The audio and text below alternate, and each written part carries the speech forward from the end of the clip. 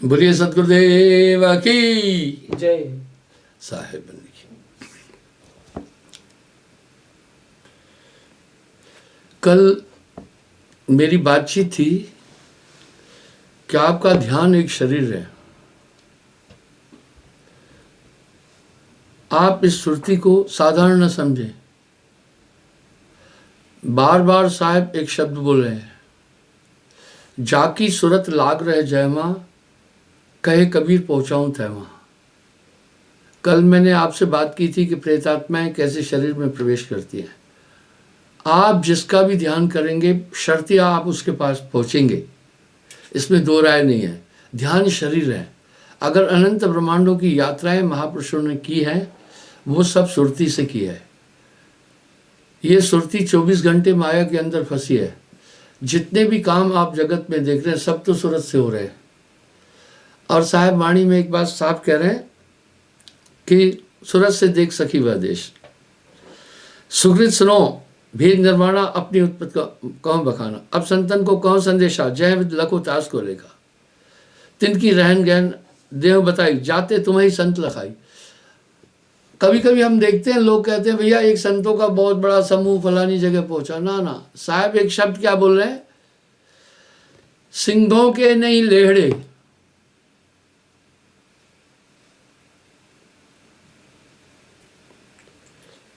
हंसों की नहीं पात,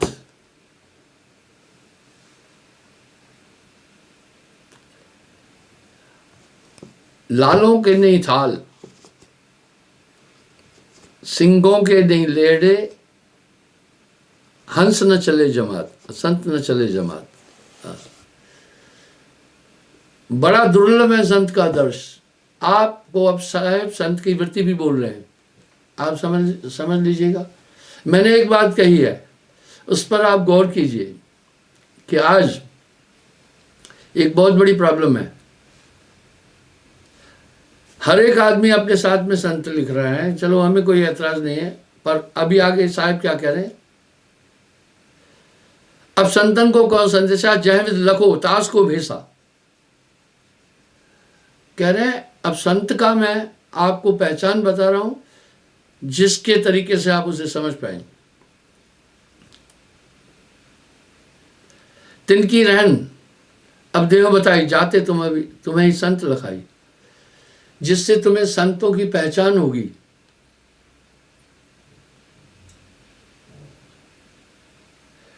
सरगुण निर्गुण तज चाल चले सुपन सोई, सोई संत शिरोमण होई। वो सरगुण निर्गुण दोनों से परे। यहां दादू दयाल जी ने एक बात की पुष्टि कर दी, कोई सरगुण में रीझ रहा, कोई सरगुण में रीझ रहा, कोई निर्गुण कहलाए, कोई निर्गुण में उलझा हुआ है। दादू चाल कबीर की दोनों दीन में ना है। हिंदू कहे राम राम, मुसलमान रहमाना, आपस में दोनों लड़े राम कोई ना जाना। साकार कहो तो माया माई, निराकार कहे आए नाई, है जैसा तैसा रहे कहे कबीर विचार। तीरथ व्रत और ने मचारा, इनते रहे संत सो न्यारा। वो इनसे परे रहता है। पूजा जाप न द्वितीय राखे, सत्य नाम हृदय अपलाखे। वो केवल एक नाम को पकड़ता है, एक नाम को जानकर दूजा दे बाय, और समस्त इंद्रियों पर नियंत्रण करता है।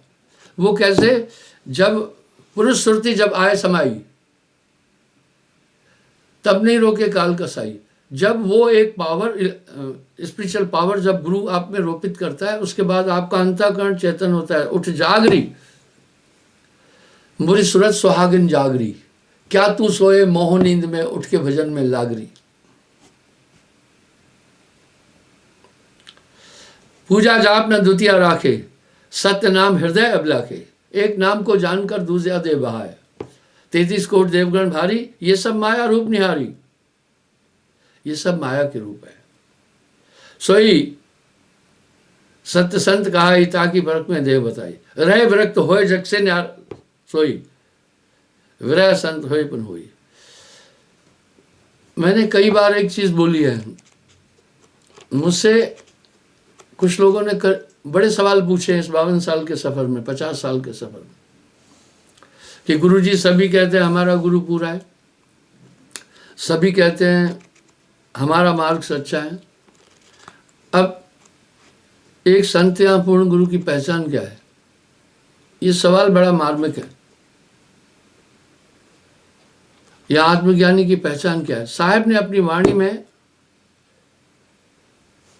एक गुरु की पहचान बड़ी साफ साफ बोल दी। कहता हूं हेला, गुरु का गुरु, चेले का चेला। पहला, जिसकी समस्त इंद्रियां आधीन हो।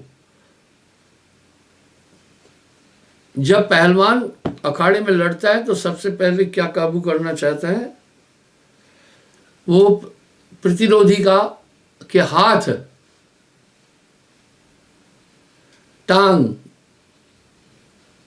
क्योंकि पूरी ताकत इनसे लगती है।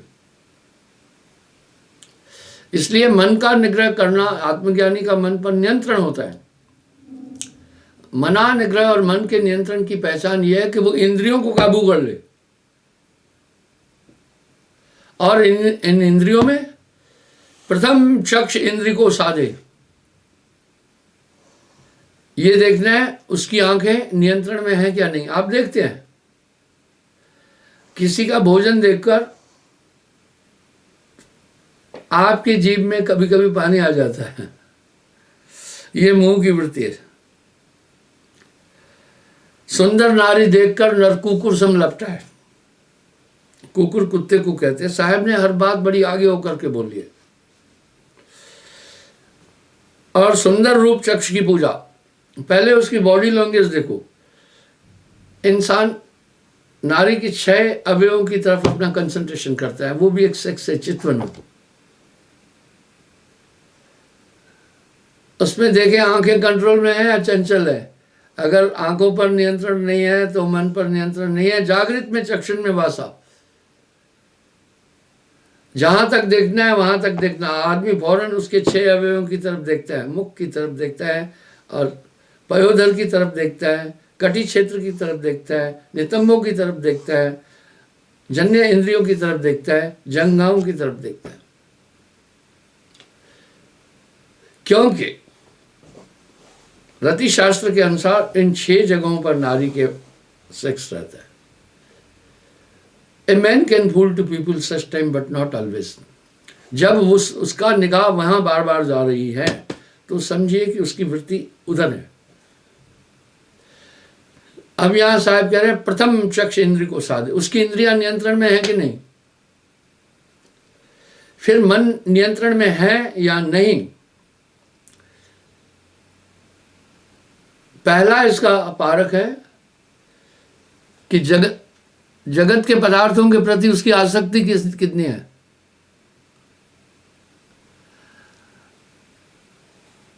चलो चलो सबको कहे पहुंचे बिरला कोय, पहुंचे बिरला कोय बीच में दुर्गम घाटी धोए, कनक कामनी बीच में दुर्गम घाटी धोए, चलो चलो सबको कहे पहुंचे बिरला कोय।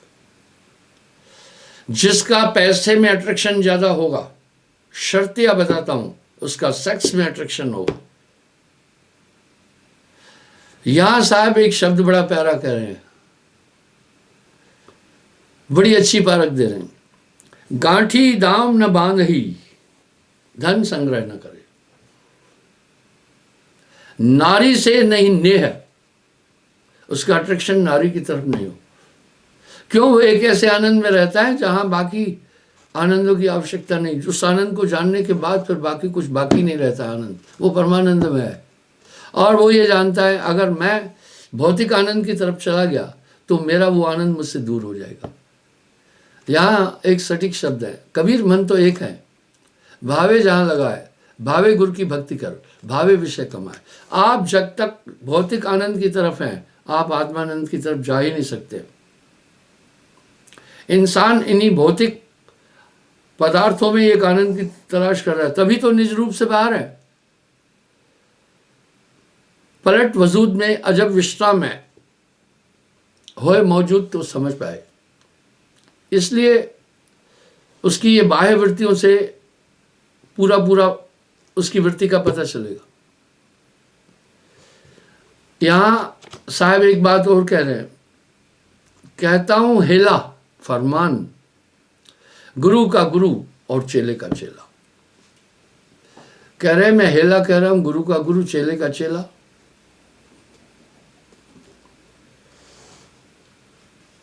पहले देखते हैं गुरु के लक्षण, फिर शिष्य। गुरु के लक्षण कहता हूं सुनो धीर चित्ता, ये मैं कई बार व्याख्या कर चुका हूं। प्रथम गुरु निर्वासना हो,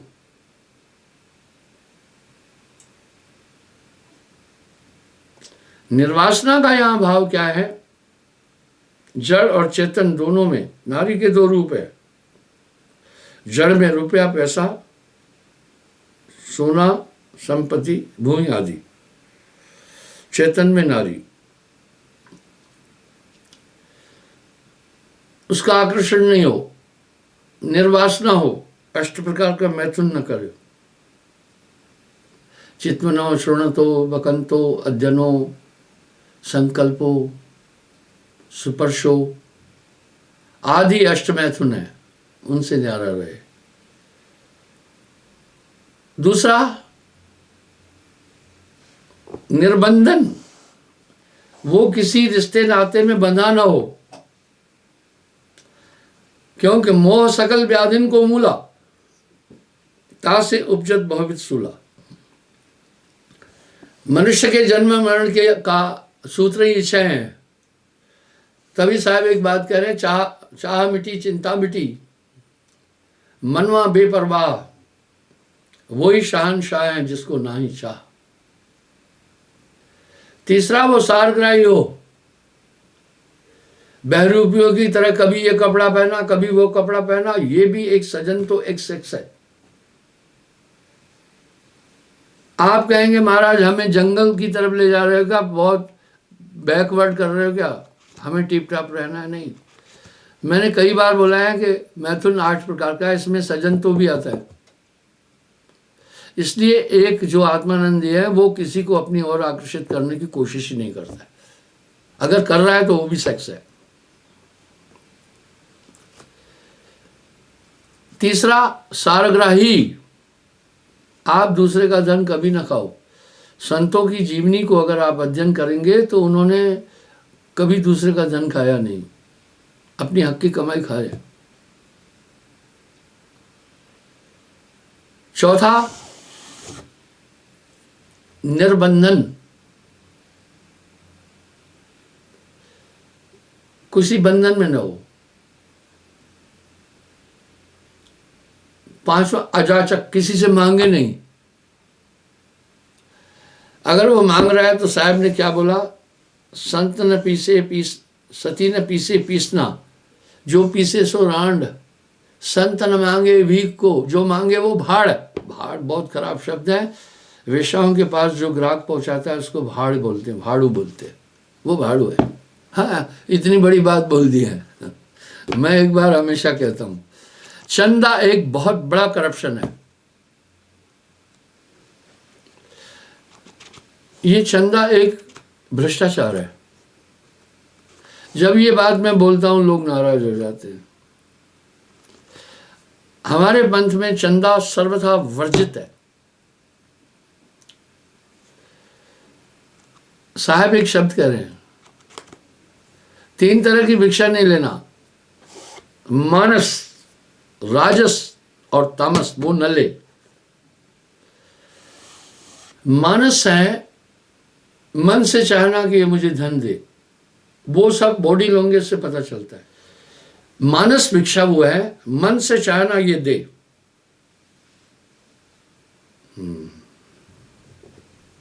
मन से चाहना ये धन दे, नहीं चाहना चाहिए।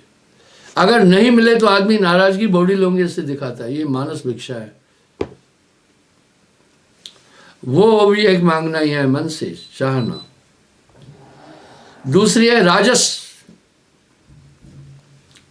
राजस भिक्षा क्या है? समाज को ये कहना हम ये काम कर रहे हैं, हमें धन दे दो। उनको कहो जो जो काम तुम कर रहे हो हम खुद ही कर रहे हैं।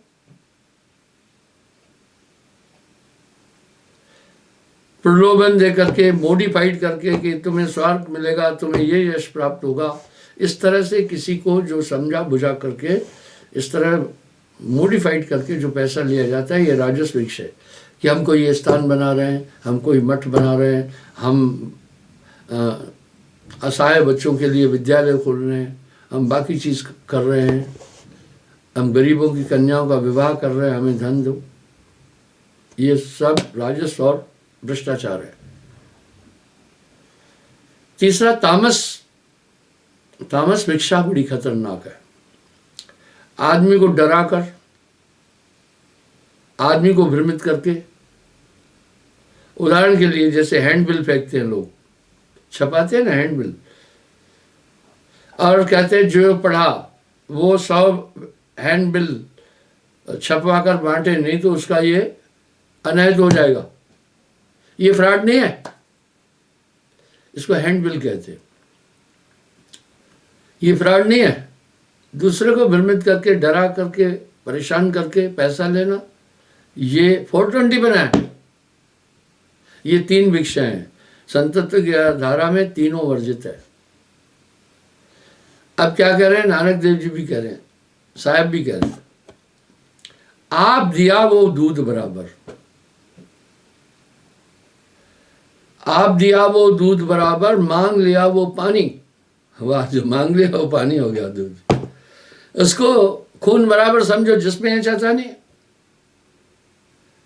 मेरे पास भी बहुत लोग आकर कहते हैं ये कार्य करना है, चंदा दो, धन दो। कभी कोई कहते हैं कोविड-19 के कारण से कुछ हमें धन दो, आकर के धरना देते हैं। मैं कह रहा हूँ भैया देखो, कोविड-19 में, इस कोरोना काल में हमारी संस्था ने 9 महीने तक लंगर चलाया, 10,000 लोगों को प्रतिदिन भोजन बना करके स्थान पर और न्यूट्रिशनल भोजन दिया। एक भी आदमी से हमने चंदा नहीं किया, हमने किसी से कुछ पैसा मांगा भी नहीं।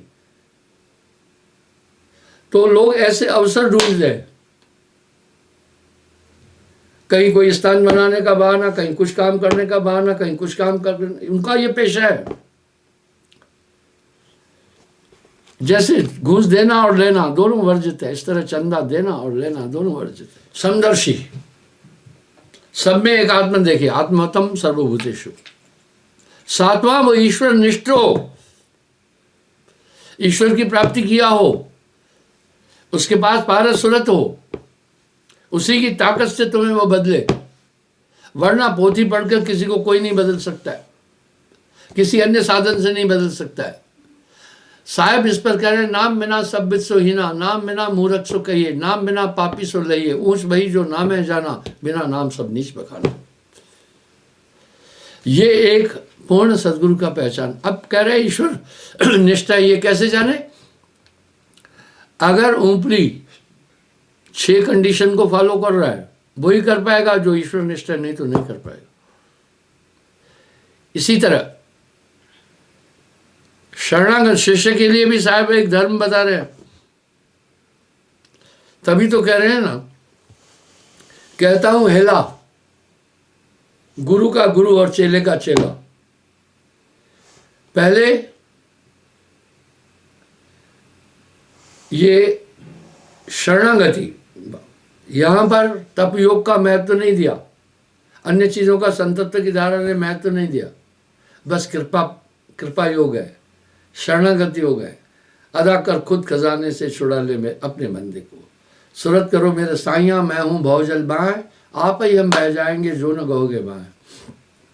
इसलिए शिष्य के लिए प्रथम विधि निषेध नहीं गुरु की टेवा, जो नियम बताए उनका विरोध, उसके विरुद्ध में चलना।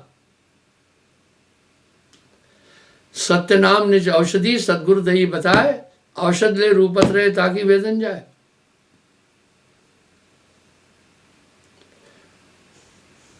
विधि निषेध नहीं गुरु की टेवा।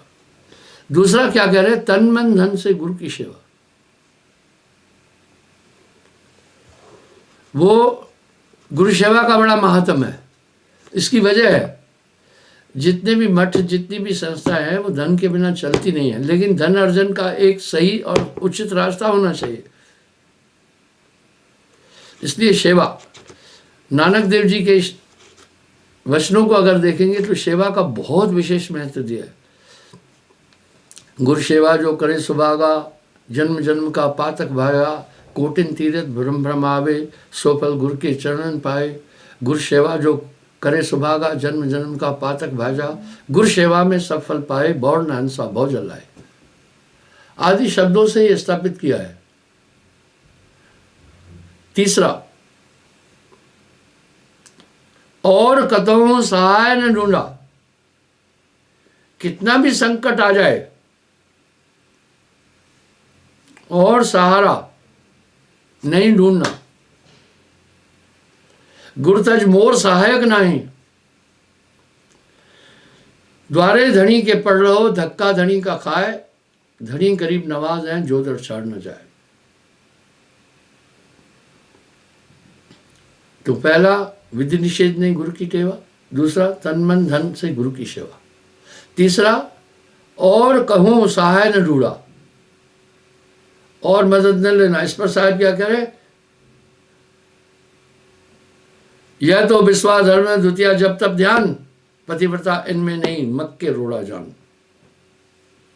अक्षय नाम को कह रहे तजे द्वैत की आश, सतपुरुष को पावई पूर्ण परम विलास। यानी द्वैतवाद का को तज दे।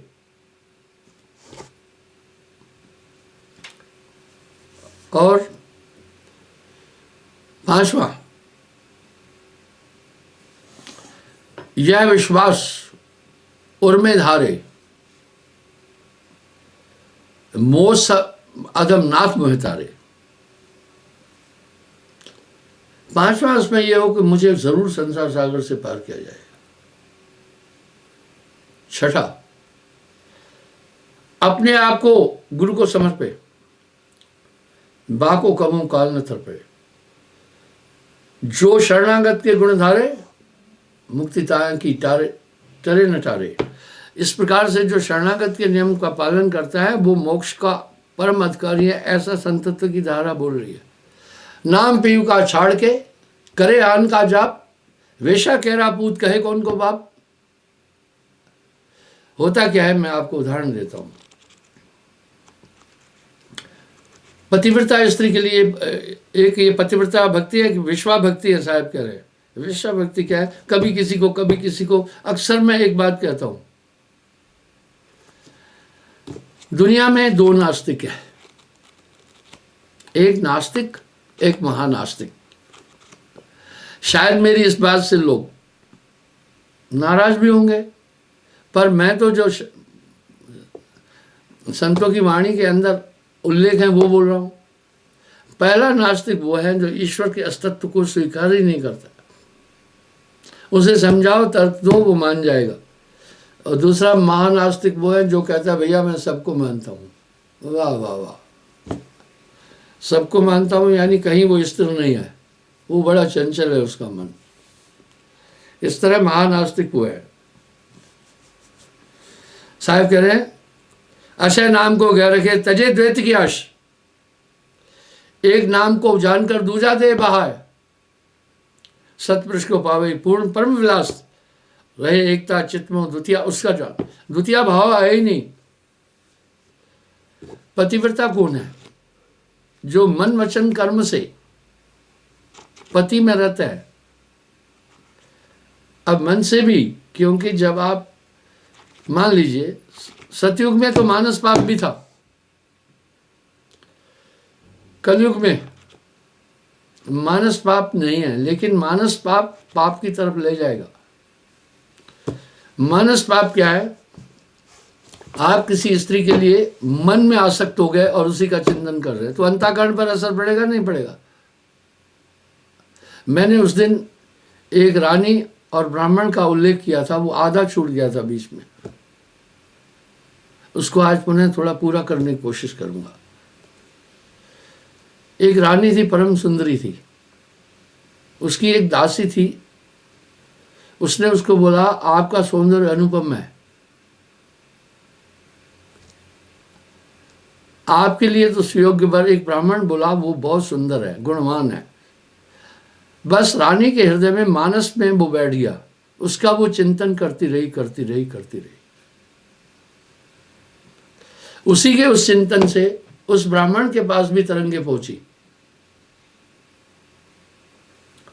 वो भी, क्योंकि ये स्वाभाविक है, जिसका जहां ध्यान है वो वहीं पहुंचेगा।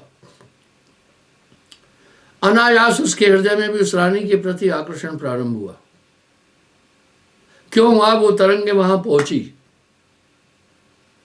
यहां तक शास्त्रों में आता है, अगर जो आपके लिए नेगेटिव सोच रहा है वो तरंगे आपके पास आएगी, आपके हृदय में भी उसके प्रति नेगेटिव थिंग्स आ जाएंगे।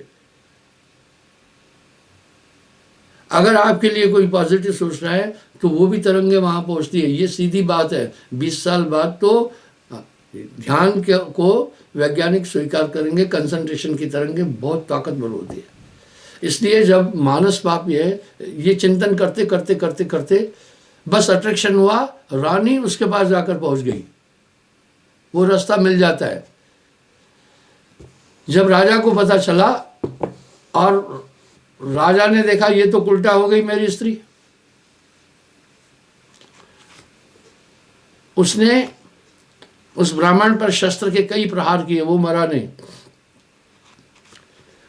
तब राजा ने कहा, हे दुष्ट आत्माओं, तुम तो दुष्ट आत्माएं हो, गलत कार्य कर रहे हो, तुम पर मेरे शस्त्र का प्रहार क्यों नहीं हो रहा है? ब्राह्मण ने कहा, हे राजन, मैं अपने अस्तित्व को ही भूल चुका हूं, मैं तो रानीमय हो गया हूं।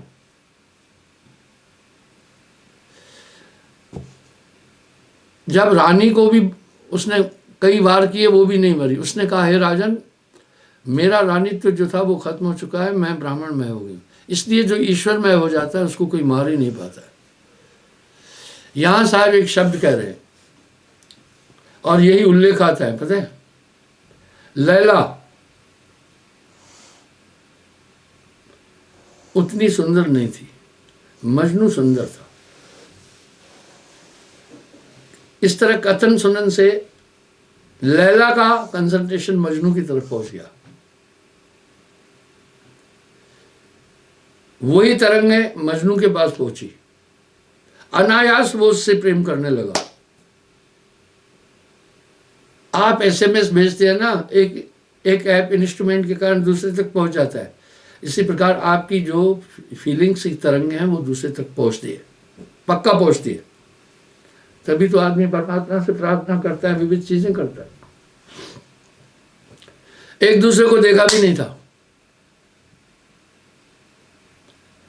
उधर मजनू लैला के वियोग में एक मस्जिद के पास रहने लगा। बस लैला लैला ही जपता था। किसी ने कहा कि भाई, लैला की सखियों ने बताया मजनू तुम्हारे वियोग में बहुत कमजोर हो गया। वो एक न्यूट्रिशनल हलवा या देसी घी की कोई चीज कटोरा बनाकर भेजता था वहां, लेकिन दासी को पता नहीं था असली मजनू कौन है। वो लिया, रख दिया। इस तरह मजनू बढ़ते गए। वाह, क्योंकि वो कटोरा जो मिलता था बड़ा न्यूट्रिशनल हलवा, 100 मजनू हो गए। दासी आकर बोलती थी कि भाई मजनुओं की तादाद बढ़ती जा रही है, सभी कह रहे हैं हम मजनू हैं, हम मजनू हैं। लैला भी कम नहीं थी।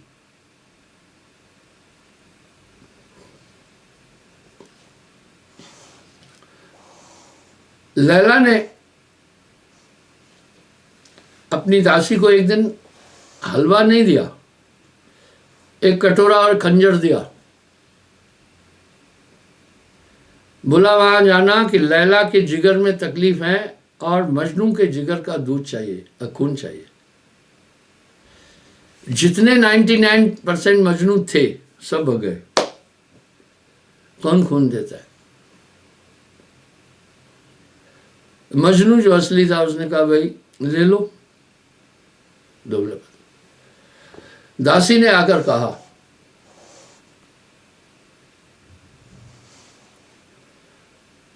मजनू की शनाख्त हो गई। अब बोला चलो। लैला मजनू से मिलकर एक उत्साह और प्रेम में बहुत तेजी से उस तरफ बढ़ी। तो मौलवी खुदा की इबादत में था और पढ़ रहा था कुछ। लैला उसके ऊपर से पैर देती हुई आगे बढ़ी। मौलवी ने कहा, बदतमीज लड़की, मैं खुदा की इबादत में था और तुमने विघ्न डाला। लैला मजनू से के पास पहुंची थी, उससे नहीं मिली, वापस आई मौलवी के पास। बोला, मौलवी साहब फरमाइए आपने क्या कहा था? बोला, बदतमीज लड़की, मैं खुदा की इबादत पे मशगूल था, रत था, और आकर तूने मेरा ध्यान खंडित किया। पैर देकर चली गई शास्त्र पर। लैला ने कहा, मैं एक इंसान के प्रेम में ये भूल गई थी कि मैं कहाँ, मेरे पैर कहाँ हैं। आप तो उस खुदा की इबादत में थे, आपको कैसे पता चला मेरा पैर यहाँ था? भाई, अरे भाई, लैला मजनू को याद किया जाता है, कोई वो सेक्सी लोग नहीं थे। वो ये एक प्रमाण दिया जाता है प्रेम का। मेरे कहने का ये भाव है यहाँ पर, इसलिए जो जिसका ध्यान करेगा वहाँ पहुँचेगा, इसमें तो राय नहीं है। यही तो पद्धति दुनिया में है। परमात्मा की प्राप्ति के लिए सभी लोग एक ही तो उपक्रम कर रहे हैं कि उसका ध्यान कर रहे हैं। और साहब भी कह रहे हैं, सूरत से देख सखी वह देश। इस प्रकार से साहब आगे क्या कर रहे हैं? गुरु, शिष्य और ईश्वर मिलकीना भक्ति विवेक तीनों त्रिधारा बनी, आगे गंगा एक। अब आगे क्या करे? सत्य नाम को गह रखे, तजे द्वैत की आश, द्वैतवाद में नहीं जाए। सत्पुरुष को पावे पूर्ण परम विलास, रहे एकता चित्तमो द्वितीय, उसको ज्ञान गगन मगन निश्चिन रहे। सत्य भक्ति पहचान, ये उसकी पहचान है। क्षण सुमरे क्षण बिसरे, यह तो स्मरण ना है। 8 पहर भीगा रहे, सुमरन सोई का।